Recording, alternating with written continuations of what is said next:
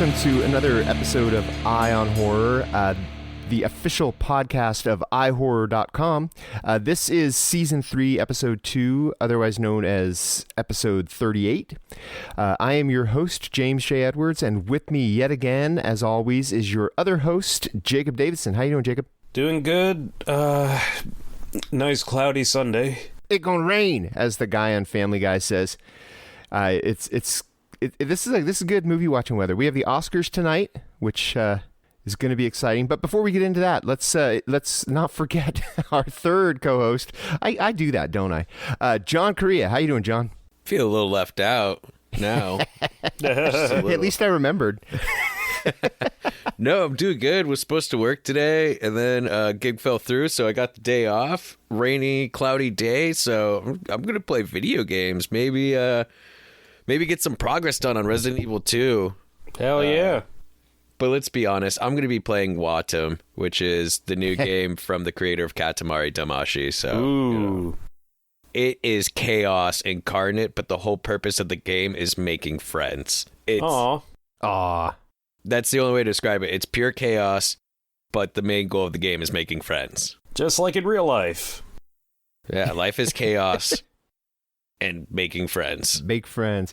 We're recording this on Sunday, the morning of Sunday, February 9th. So the Oscars are tonight.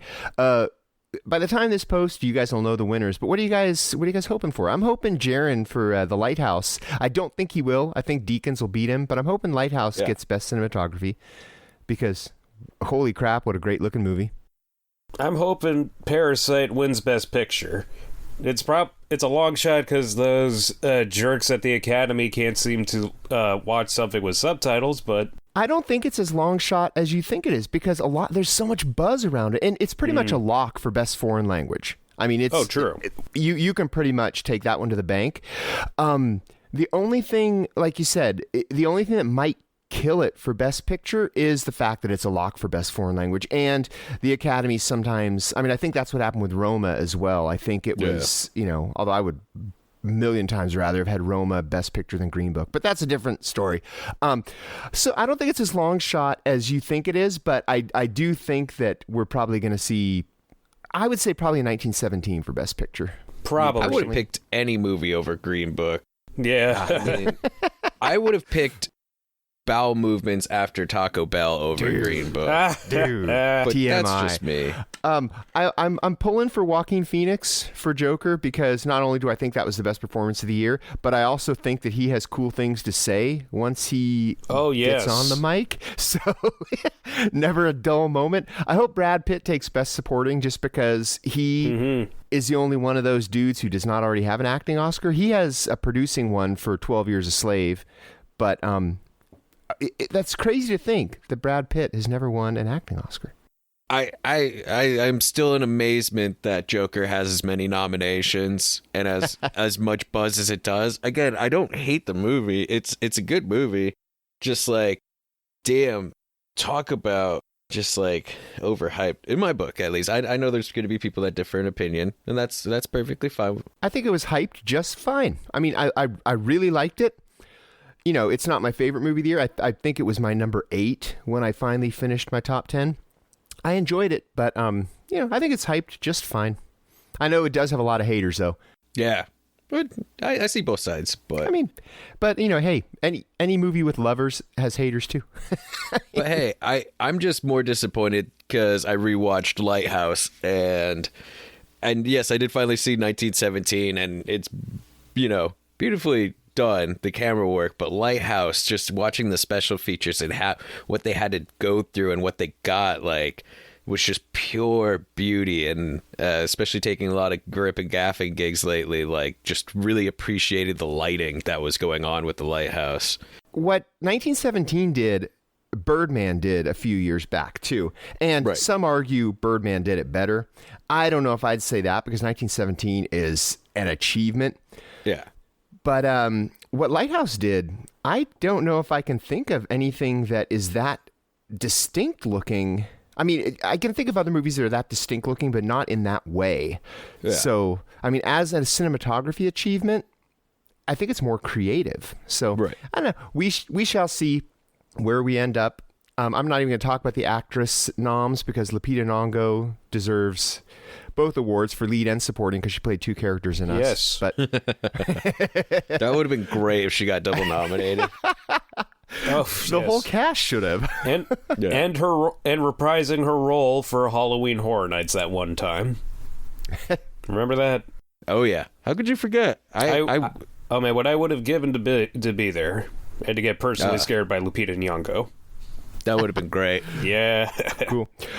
Let's jump into what's been going on. You know what we've been watching, and here's the main question: Korea, have you seen Underwater? So this new Blu-ray came out for the Legend of Boggy Creek. I don't know if you guys have heard of this. Yeah, I was playing a diversion tactic. I don't know if you guys noticed. I have not seen Underwater. My apologies to everybody. I haven't been out lately. Especially Case 2. Yeah, except for work. Sorry. But, yeah, I just really want to talk about this Blu-ray release for Legend of Boggy Creek because the whole thing was a major passion project but from the director's daughter. And she worked with the George Eastman house where a lot of films get archived and restored, and it is a beautiful restoration. They did a fantastic job of cleaning it up, making it look good, but it still maintains a lot of its grindhousey-ness. There's still, big scratches that could not be taken out that are still there, but this is an absolutely gorgeous looking thing, and it's kind of right now, I mean, it's a little pricey. There's no special features or anything, but that's okay because all the money goes towards the, recouping the money that it took to make this, which is awesome. And I really hope that enough people buy this Blu-ray and someone like Criterion picks it up again so that it can get more features on it because there's some crazy stories behind the making of this movie. A Criterion Legend of Boggy Creek. I could see it. I would wait in line for that.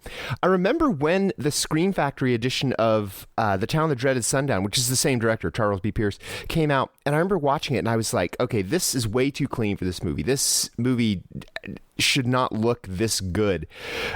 So I imagine, a restoration of a movie like that. I remember Legend of Boggy Creek seeing it on I think it was KTLA back in, the late 70s, and it scared me because it's like a real documentary, and like you said, it has that grindhouse look to it where it does seem like, 8mm, home movies kind of a thing. So yeah. At some point, I will own that. It's still effective. It's a nice slow burn, and what's great about the movie is it blurs the lines between it doing reenactments and it catching real footage of it. Because the whole third act, it plays out like a narrative and they're recreating stuff, of course, but it still works really effective. And one of the cool facts I learned in looking up this movie is that a lot of the actors in the movie, because it's based on actual reports, whether it, there is an actual monster in those swamps or whatnot is, up for debate. But most of the actors in the movie were actual town folks from that town where this stuff was happening. So their acting isn't fantastic, let's be honest, for a lot of it, but there's an authenticity. That's what makes it convincing, because it's supposed to be a documentary. This was a faux documentary 8 years before Cannibal Holocaust, right? And 28 years before the Blair Witch Project. This was the instigator. This was the one that probably influenced both of those movies. It definitely influenced the Blair Witch Project. Like, they cited it as an influence. Yeah, and it's because it was one of the and at this point in time, Leonard Nimoy's In Search Of was around. Bigfoot was a thing back in the 70s. It was this huge, like Bermuda Triangle, Loch Ness Monster, Bigfoot kind of, people loved their mysterious mysteries and monsters. So it hit at the right time too, and it kind of became a cult thing. I'm actually surprised it's taken this long for a good Blu-ray restoration to hit. Honestly. Yeah, and it's gorgeous. I can't recommend it enough to anybody. It is just a lot of fun. And that third act is great. The footage of Bigfoot walking around is really cool. He's one the point folk monster. He's not Bigfoot. He's the folk monster. The folk monster. But they call him Bigfoot and Sasquatch and all that, you know. That's because he is. The Boggy Creek creature. Yeah.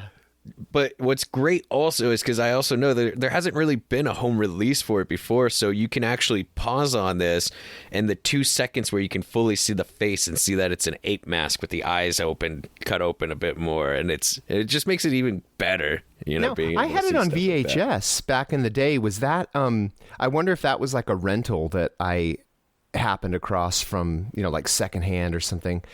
Because I have owned it on VHS, which is kind of the only way you should own a movie like that. Although I'm stoked that they remastered it. Yeah, it's a lot like Night of the Living Dead, where it's like there's well, maybe not as much with the copies out there, but previous copies just weren't that purty looking, you know. But man, that director really wanted people to be scared of Texarkana between this and the Phantom Killer from Town That Dreaded Sundown happening there. Okay, plot twist. What if the Phantom Killer was the Boggy Creek creature? Oh, he did wear that mask, and he never got caught. That makes it all the more impressive because the folk monster can also play trombone. Whoa, he's multifaceted awesome. And a killing machine. I want to see that. Have either of you guys seen The Turning? No. Or what about what's Gretel and Hansel? I haven't seen that either. See, this is the weird thing about this January in particular.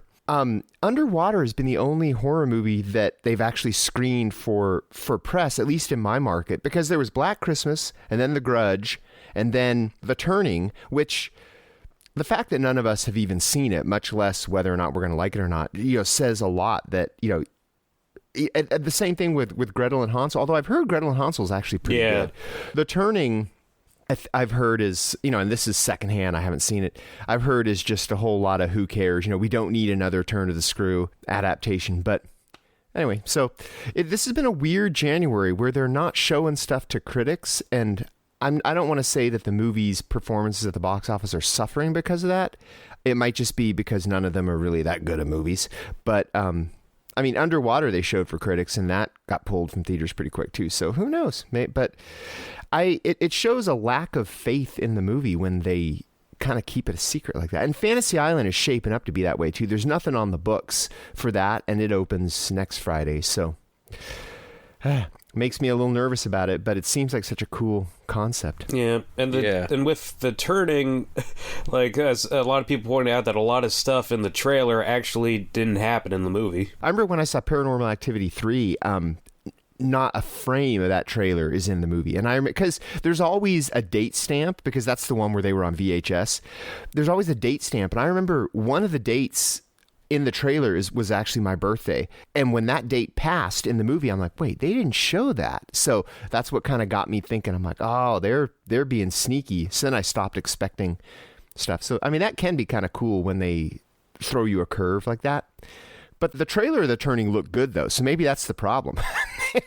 Maybe the trailer is better than the movie. My only thing with I'm more than okay with them using footage that isn't in the movie, especially if it's like, or if it's something like, you know, with The Shining, where it's just the elevator doors opening and stuff. Or I will always say the original Back to the Future trailer, where it's just, you know, the close-up shots and it's, how far are you going? 30 years, cue Huey Lewis. Fantastic trailer, one of my favorites. Or Jason Takes Manhattan. Oh, that's one of my favorites. This is so much better than the actual movie. Leatherface, the Texas Chainsaw Massacre 3 with the Excalibur chainsaw. Yes. I was going to say, that's the Excalibur rip, right? The Lady in the Lake? Yeah.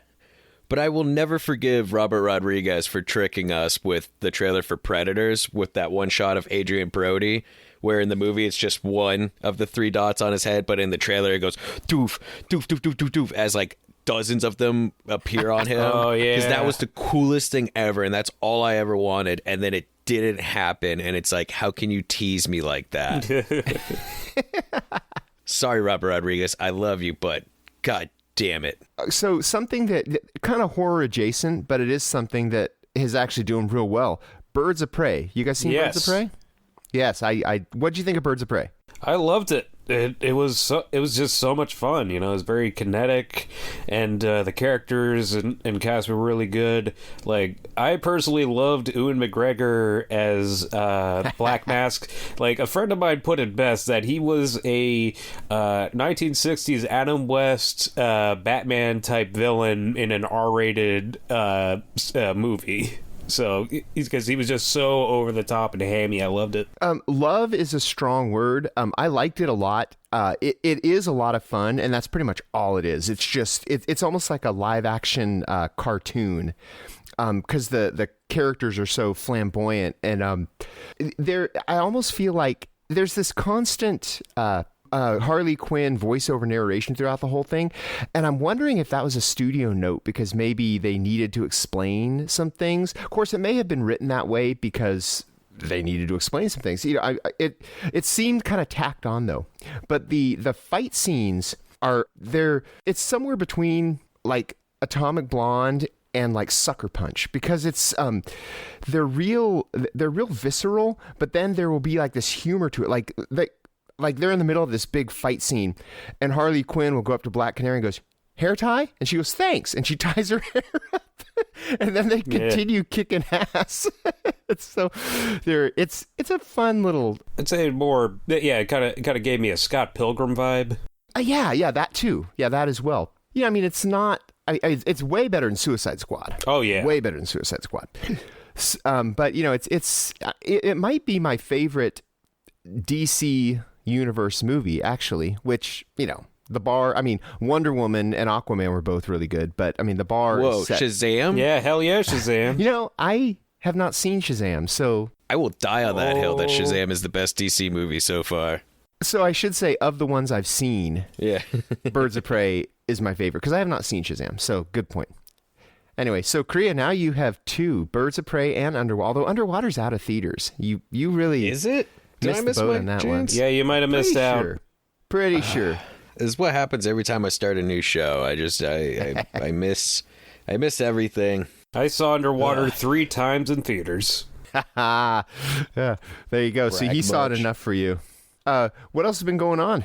What did either of you guys get around to the director's cut of Dr. Sleep?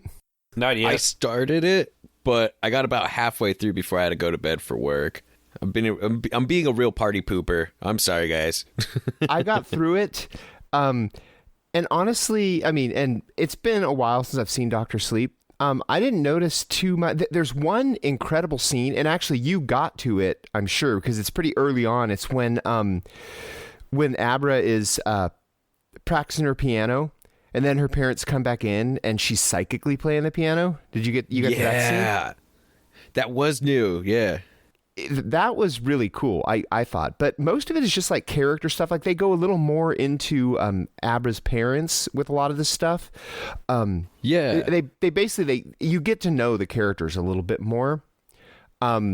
So, you know, you don't really miss a whole lot of story. It is another thing I don't remember from the theatrical. Were there chapter screens in the theatrical? No, were those that new? was added to the director's cut. Okay. Yeah. That's what I thought too, because it'll say, because they're little chapter breaks, and I didn't remember those from it. So okay, I'm glad I'm not going crazy, and I did. And those were new. But it was still awesome to rewatch, and I gotta say, we did stop not too long after the Jacob Tremblay scene, and damn, does that scene still hit hard? Ugh, brutal. But yeah, I picked up my my 4K Steelbook from Best Buy. Nice. So pretty happy with that purchase. And speaking of Stephen King, have you guys been watching The Outsider on HBO?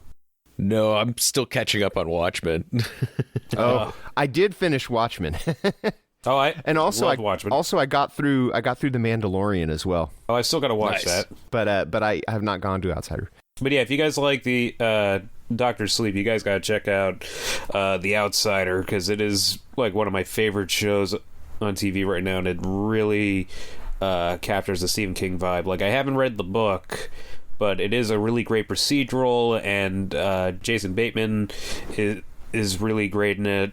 And he produced it, and he stars in it, and he directed the episode. So like, he just went full Renaissance man on it, and Good for Bateman. yeah, Yeah. He's come a long way since Teen Wolf 2. I will always say Teen Wolf 2 is better than the original Teen Wolf because it just makes more sense.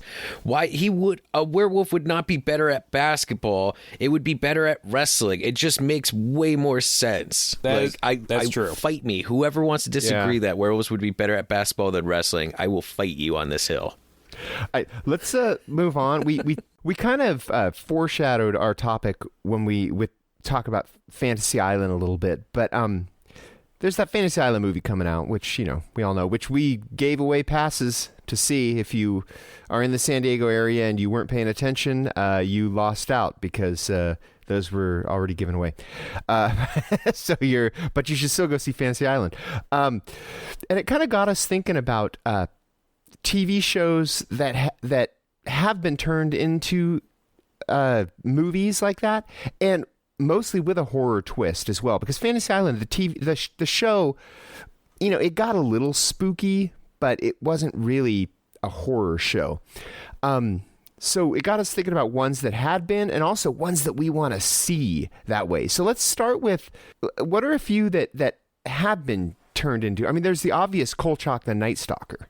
Did the movies come first or the TV show? The movies came first in the 70s, and then they made the TV show off it. And then they did that Grim and Gritty reboot in 2005. Okay. So that one was backwards. Cool. Well, what other what else has this happened with? What else? What set the stage for Fantasy Island to become a movie from a TV show? I think it would be giving it too much credit, but there was the Banana Splits movie last year. I don't want to say that set a trend, but I mean, because the Banana Splits movie felt more like they wanted to make a Five Nights at Freddy's movie, but they couldn't get the rights, so they were like, well, we have the rights to the Banana Splits, so let's do that with them. Would you consider the Tales from the Crypt movies like that? Because that was an anthology TV series, so it was almost like you just had longer episodes that they called movies. Well, there was only one Tales from the Crypt movie. I don't recognize Bordello of Blood. There was a third, too. What was it called? Ritual? Ritual, yeah. Yeah, Ritual was... with Tim Curry. It came years after the other two, though, so I don't know if people... Yeah, they just tagged on the Crypt Keeper framing and just called it a Tales from the Crypt movie. Yeah, that one had a significantly less budget. Noticeably. Is it the Creep Show 3 of the series? Yes, sadly. Yeah. Oof. Why'd you have to bring up Creep Show 3? Like, why? Because we were talking about Tales from the Crypt Ritual. Look what you've done to John. Sorry. Why'd you have to bring up Creep Show 3? Oh, geez. Okay. And that's it for us today. We'll see you next time. All right, well, okay, so what are some... Yeah, since I've broken that segment, we'll move on. What are some that you guys want to see? What are some old classic TV shows that you guys would like to see with a horror twist? For me, I haven't really watched that much of the show, but... and this is kind of based off of that meme I saw, but Murder, She Wrote with Angela Lansbury. Like, what if it was, kind of like a Giallo Tenebrae situation where she's solving all these murders, but she's the real killer. What a twist. Where else? I mean, everywhere she goes, someone dies. I mean, it's kind of like, if you're hanging out somewhere and Rod Serling pops up and starts narrating, something's going to go down. So if you're hanging out somewhere and Jessica Fletcher shows up, someone's going to get murdered. So that's kind of, I've actually heard a not conspiracy theory, one of those fan theories that is the case with Murder, She Wrote, which I think that would make a great, because I don't know if you could do a whole TV show about that. It would be that actually would have been a good series finale where it's revealed that she's the one doing all the killing, but it would have to be movie. So she killed 300 people. Most successful serial killer of all time. Did they really do 300 episodes? Actually 200 and over 264 plus 4 TV movies. I was about to say, don't forget the TV movies. That's a lot of dead people that dude, the cops would be looking at her. They would be like, why does this show up every time Oh, I didn't realize that show ran for that long. Oh yeah, dude, it ran for like 12 years. And it was always Angela Lansbury, right? There was never a different, her daughter or anything. Wow, that's a pretty good run for a one-note show like that. Personally, I would love to see Dukes of Hazzard be rebooted and have them be like a cross between the Firefly family and like Natural Born Killers. Oh shit. Yeah. I think that's the only way to bring back Dukes of Hazzard is just to make them just be like trashy rednecks just on a killing spree and just not make it fun at all. Like, I want that to be fearful, strike fear in people's faces. Like, oh fuck, here come them Duke boys. They're gonna kill everybody. You see that Confederate flag on the top of the General Lee, and you're like, holy shit, here they come.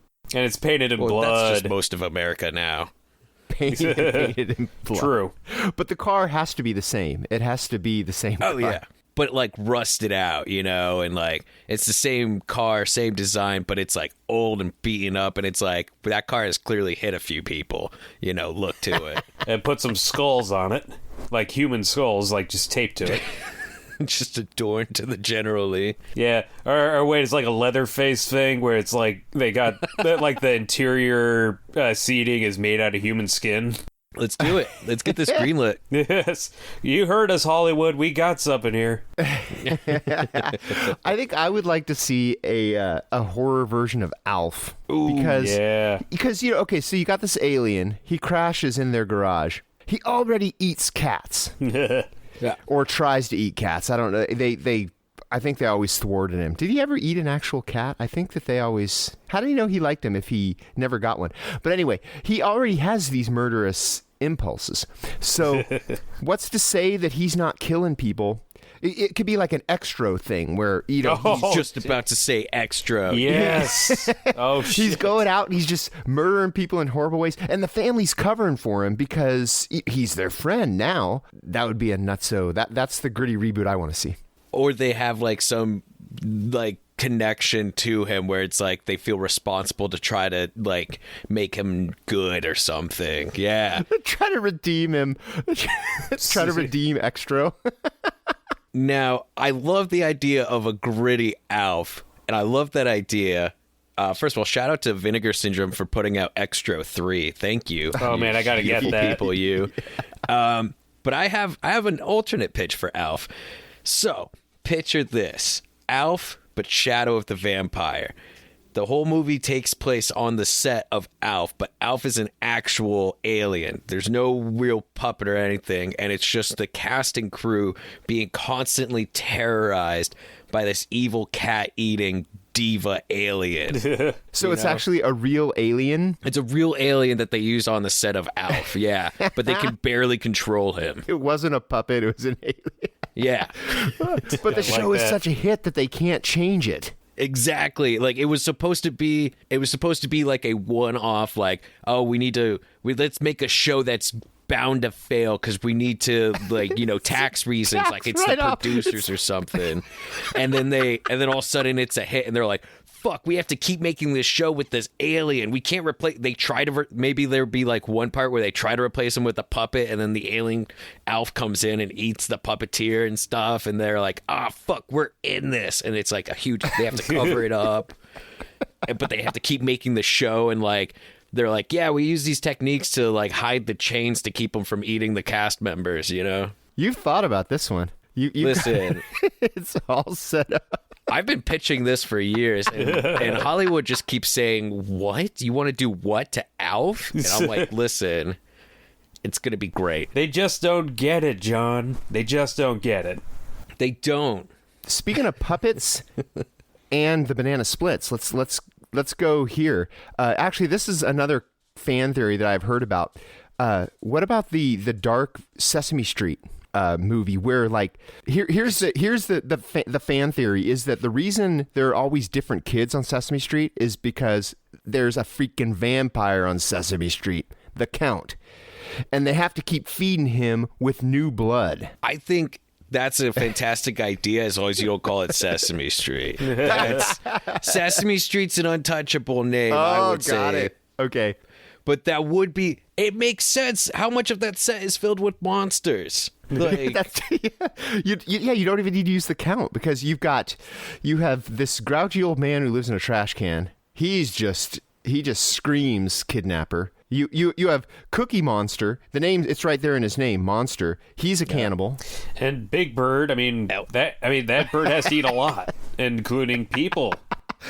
You don't get that big eating seed. Yeah, he's got to eat meat. And there's Elmo who tries to warn people, but he can't get the whole sentence out. Is that's your Elmo impression? Yeah, you like that?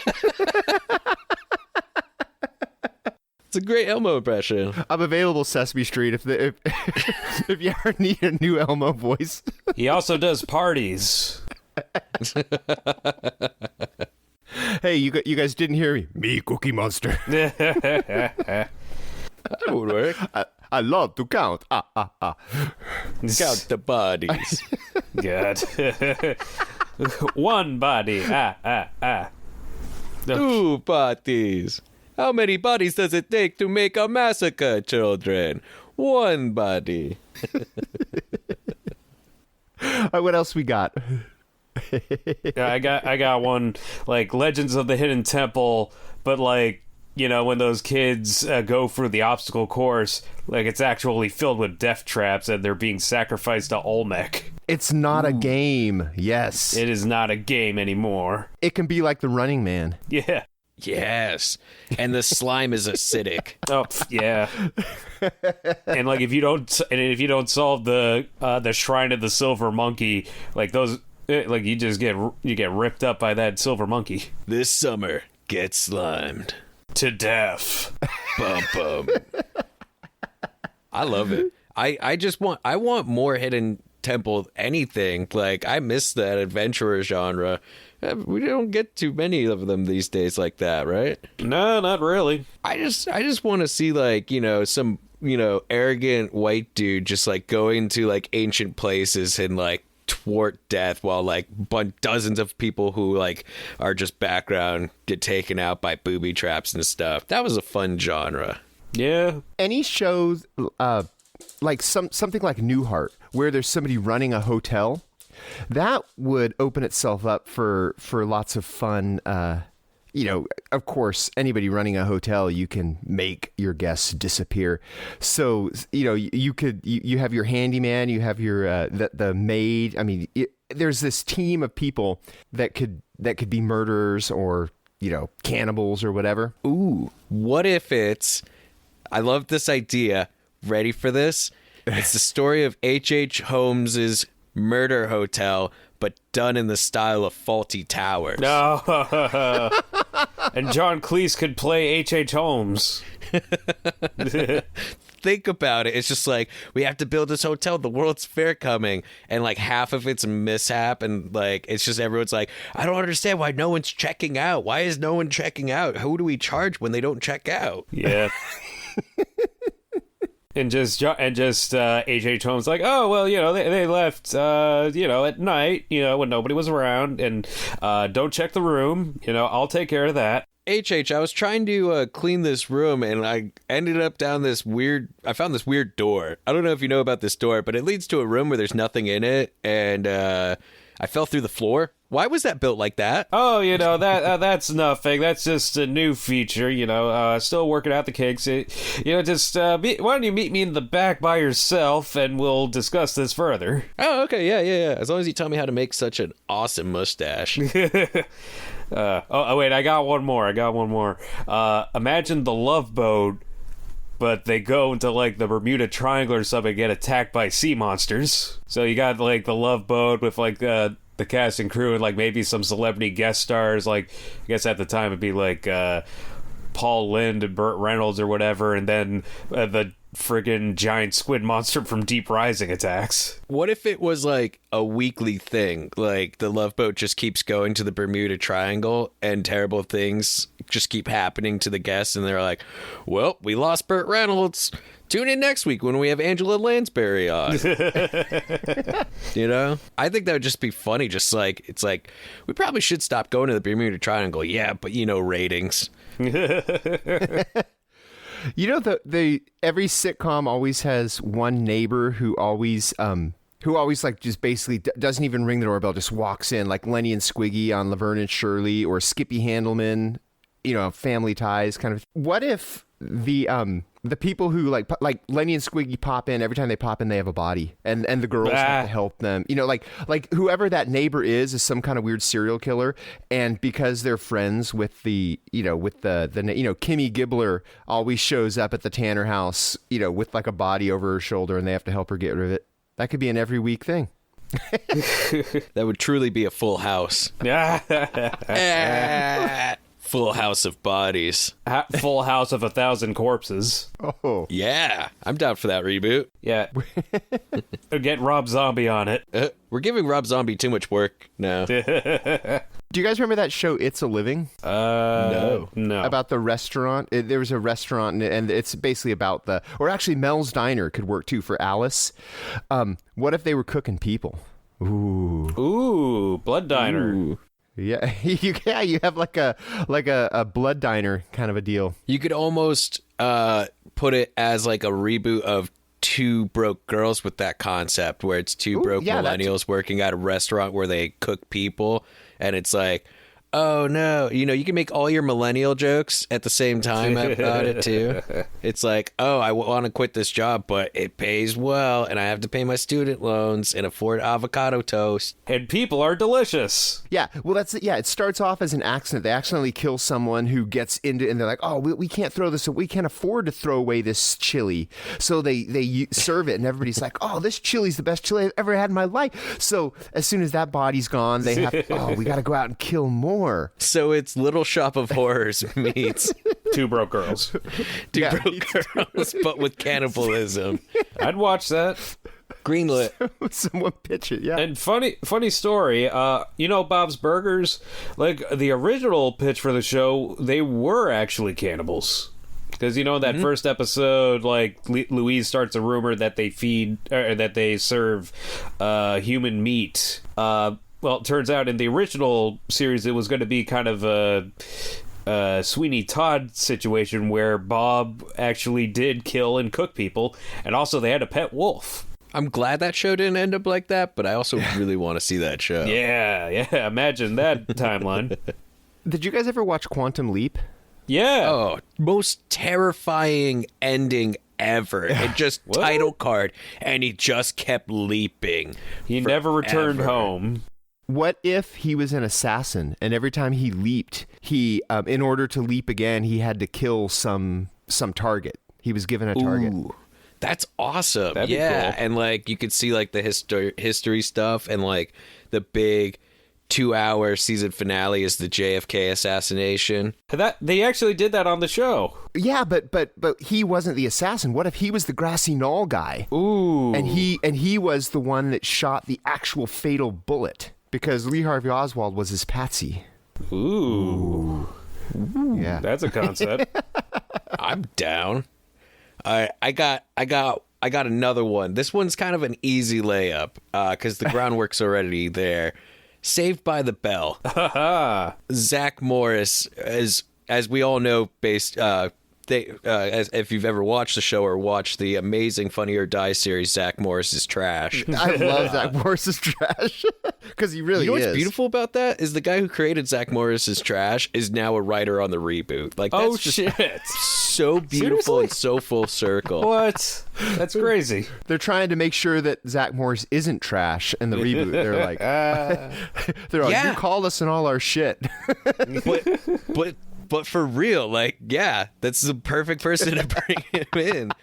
But think about it this way. They lean harder into it. Zack Morris is just an actual, like, Patrick Bateman type, sociopath. That would be awesome. It's Saved by the Bell meets American Psycho, complete with the giant-ass cell phones. It still takes place in the 90s. Wonderful. Dude, that would be killer, because like he could be at the max, and he's having these panic attacks over like Slater's dressed better than he is. Yes. Screech won't do his report, so he's just. I could actually see Zack Morris going through those Patrick Bateman, where he like clenches his fist and and he's just like, Slater has a better. I don't know Saved by the Bell too well, but like, what would something he would bitch about? Like, I don't know. Slater's got those better Adidases than I do. I thought I was going well with the white on white Adidas, and here he comes with the white with black lettering Adidases. I'd watch that. Me too. Plus, it would be interesting because it's a sociopath in high school or psycho-sociopath. We'll add a lot of paths to his repertoire. That would be an interesting show, especially when they get to the caffeine pill addiction episode. Oh, God. Now that I'm thinking about it, that would be pretty great. And Zach's our killer Zach is just feeding her more and more caffeine pills and like messing with her and like he starts going full Hannibal Lecter, like in the Hannibal show, and is like putting thoughts in her head with strobing and stuff. Oh man, Hollywood, you can call me. My number's easy to find. I'm in the phone book. What about horror movies that? Let's take it the other direction. Horror movies that you could make into a completely different genre TV series. Like, what? I think there should be a Cujo prequel where it's just him being before nice. he gets. Yeah, it's totally. It's like Lassie, and that would just set up for. Well, that would set up how, because one of my. And I think Cujo is one of the strongest Stephen King adaptations, but one of my problems with it versus the book is the book sets up what a good boy Cujo was before he got bit. He was such a good boy. He was a total good boy, but the movie literally opens with him getting bit by a bat. And you're like, okay, you don't understand that this is a big cuddly, fluff ball. The minute you see him, he gets rabies. So a prequel, it could be one of those, like Lassie, Flipper, Gentle Ben type sitcoms, which actually Lassie, Flipper, and Gentle Ben could go the other way, where where you could have horror movies. Think about that. Lassie gets rabies. Ooh. Would that be taking it too far, like the Sesame Street thing? No, it gives more motivation to shoot him no, that's Old Yeller. I mixed up my dogs. Sorry. I'm actually surprised Gentle Ben never ripped that kid's arm off anyway. Was that kid Clint Howard, though, in Gentle Ben? I think so. I think the kid was Clint Howard. I'm surprised Gentle Ben never ripped his arm off anyway in that show. But anyway. As a producer, I'm taking the role of a TV producer now. I will approve this Cujo TV prequel series on one condition. We go for 6 or 7 seasons. And let's say the final season is the 7th season. For the first 6 seasons, it's just a kid and his dog. Cute adventures. He's a good boy. He's just such a good boy.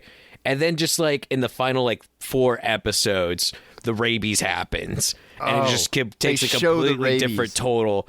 And it's just a good little tease, towards the end of each season. Is he going to get bit this time? Nope. Find out next season. Did he get rabies? The dog just keeps getting bit at the end of each season, but he never gets the rabies until the ratings start falling, and then we actually go for it.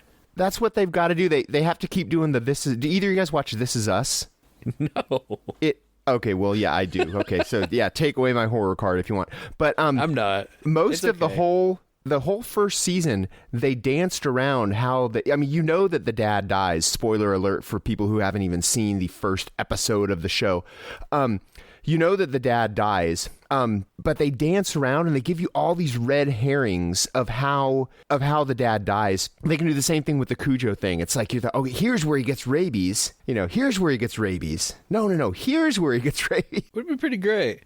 I do have to say, and I've been saying this for years, that Audition, Takashi Miike's Audition would. If it was to be Americanized, if it was to be remade as an American movie, it would be a romance comedy starring Sandra Bullock and Keanu Reeves. Very simply, circa this. When I first threw this pitch out there, this was 10 years ago or so when they were both really big in doing those type of movies. But I think it would work too well as that. Mostly because if it was Americanized and turned into a romance comedy, they take out all the tick, tick, tick, body parts being cut off bits. But, But now that I've said it, I don't think that would work in this type of climate because that comes off very Harvey Weinstein-y. Maybe we don't do that. Well, you may as well make Boxing Helena into a romantic comedy. And no, that wouldn't work either. Not all of our ideas are great here, listeners. Especially at this point in the show. At this point in the show, we're like, are we running out of them? No, my apologies, listeners. I do have to say, one that could work that I think shouldn't be done is the Munsters or Addams Family. They're already inherently horror, with their inspiration and everything. I don't think those two shows need a dark and gritty reboot at all. I think a lot of the charm in what works with the shows is the fact that they are, these, what would normally be scary monsters, and they're being silly. So dark reimaginings of the Munsters or Addams Family, I think, would be a terrible idea. What else we got? Any others before we wrap it? Yeah, I got one. And this actually solves one of my biggest grievances of late. I don't think there's enough proper satanic witch TV shows on TV right now. There's one, but it's a bit too Harry Pottery and Twilighty for my taste. I think we should take Bewitched and keep the same storyline, but have her be a satanic witch. Have it be the show that The Chilling Adventures of Sabrina could have been. Really lean hard into it, though. I'm talking full, Omen and, Claws of Satan type of witchcrafty, Mm-hmm. Cool. With Bewitched. You could do that with I Dream of Jeannie, too. Have her be like an evil genie. Ooh. Or a demon. Because, genies were demons. And have, she keeps, trapping people in her bottle and stuff, and in there is, a torture chamber. And it's not this cool, pillowy place, but instead it's, Saw. It's hell. It's like Wishmaster. Remember where he'd bring people into his realm and it was like a horrible, demon castle? Dude, Witchmaster really was I Dream of Jeannie, but horror. Evil. What about... A little bit. What about how about... Oh, sorry. Go ahead. Oh, I think we were on the same page. What about $6 Million Man or the Bionic Woman? What if they were evil? Yeah. That would be great, but isn't that just the guest? Wasn't that the guest? You could have them fight. What if? Oh wait, here's a pitch. Has nothing to do with TV. Upgrade versus the guest. Ooh, I'd watch that. I'd watch the shit out of that, especially with Logan Green Marshall the entire time being like, "I don't want to fight this guy." It would have to be the same people. It would have to be Dan Stevens and Logan Marshall Green. Oh man, I'd pay to see that cinematic universe. Be Still My Heart. Those two together. Woo. Yeah. Where's my check, Hollywood? Upgraded versus the guest. There's got to be a better title than that. It just sounds so weird. I get it. That's the names of the movies. But Guest upgrade. Now you're platinum. The upgraded guest. I don't know.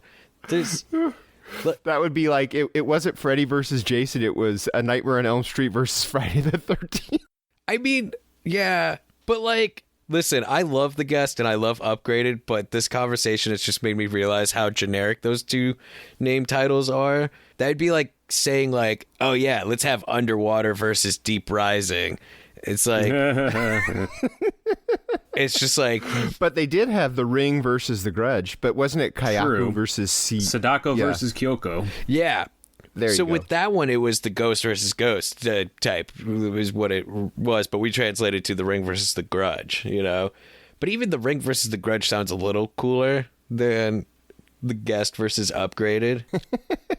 It's still potential there. Just call it Ultimate Showdown, and then we'll of Ultimate Destiny. Yes. But that's going to kill our Venom versus Upgrade. Well, no, okay, we make it a three-way match. First of all, that movie would be way too confusing to watch because it would be like, wait, am I watching? Is this Venom or is this Tom Hardy or Logan Green Marshall? who am I watching right now? It would be like, And remember, there's a third one now that we discovered in the Creepshow TV show. There's a third Tom Hardy clone. that's right. Which guy? He was in the one where they had to go, where the sheriff went to the kid's house. The kid's dad is one of those Tom Hardy clones. That's right. dudes. Yeah. Oh, right. I don't remember his name, but it's not Tom Hardy and it's not Logan Marshall. Oh, it's the one with the beer, there's a right? third. The evil beer. Yeah, like yeah, the yeah. mutant beer. Yeah, the one with the beer where he Yeah, that sent was his a good kid one. to get him beer. That I still think that would cause too much confusion. It would be like when my childhood friend said that he hated The Departed because he couldn't tell Leonardo DiCaprio and Matt Damon apart, and so he was just sitting there confused the entire time. And then the ending happened, and he was just like, "Wait, what the fuck did I just watch?" You know, It's like Face Off. Face Off, but it's people who look the same. Yeah. Does anybody want to see Face Off but have it be Charlize Theron against Samara Weaving? I'd watch that. That needs to be the Face Off reboot. That would be dope. But if you wanted for people getting confused because they look alike, it would be Margot Robbie and Samara Weaving. I think they look a little closer. Ooh. Oh, And they're both Australian. but Charlize Theron can do the Atomic Blonde shit. We don't know. Well, actually, Margot Robbie in Birds of Prey. When you see it, you'll know. So yeah, I would honestly, just for the sake of not being confused on who I'm watching, if Charlize Theron and Samara Weaving would be great, especially Samara Weaving has already shown that she can go Nick Cage. We haven't seen her go full Nick Cage yet, but like between Mayhem and Ready or Not, she's got some caginess inside her, so she would make for a great Cage. And then I think it would just be great to see Charlize Theron go full. I want to see her go cagey too, you know? I just want to see people go cagey. Let's see them go cagey. you never want to see someone do Travolta. I mean, yeah, no one does. No one wants to be the Travolta in that, though. No one goes full Travolta. I mean, but what is full Travolta? I don't know.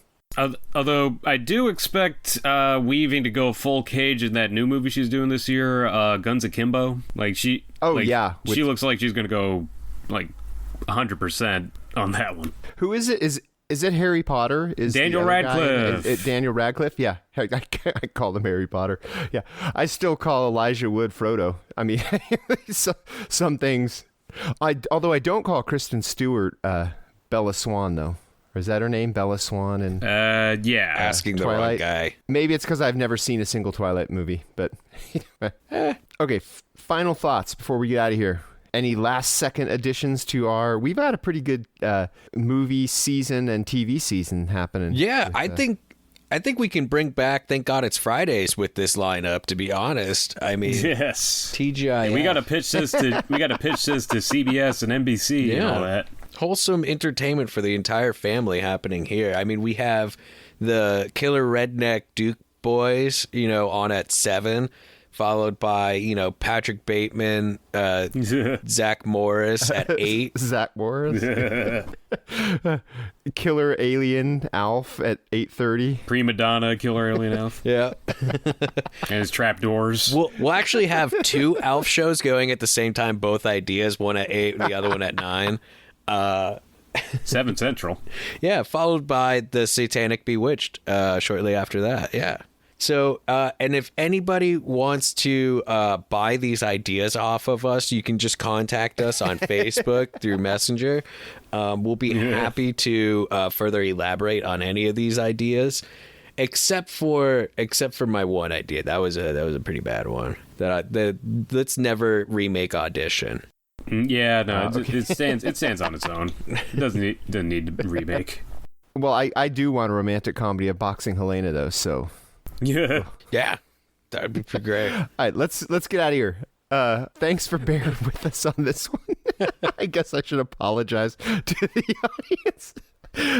Our music is Restless Spirit, so go rock with them, and our artwork is Chris Fisher, so go and check him out. If people want to complain about our TV movie pitches, where can they find you guys on Twitter? Jacob? Hey, you can find me at Jacob Davison _ on Twitter, and you can also look up my writing on Dead Time Stories on iTunes and Google Play. And Korea? And you can find me on Instagram and Twitter at Korean Barbecue. That's CORREIAN BBQ. also on Stardust with iHorror. We didn't do Golden Girls because that's an untouchable. It's Golden it Girls. is a holy show. That is a perfect show that should never be touched. Although I do want that spin-off series. Give me Silver Foxes, Hollywood. Silver Foxes. And you can find me on Twitter at Cinema Ferite. That's like verite, but with fear, so it's Fearite. You can find all three of us at the Eye on Horror Facebook page or at iHorror.com. And what are your pitches? If you've got anything that we missed, or especially if you think it's really obvious and we missed it because, it's early. Let us know. Let us know what you think, what movie you'd like to see as a TV show, or what TV show you think would make a good horror movie. And also let us know how pissed off you are about the Oscars, if you are, because we're all going to be watching that tonight. Yeah. So cool. So we'll see you next time. For me, James J. Edwards. I'm Jacob Davison. And I'm Jonathan Correa. Keep your eye on horror.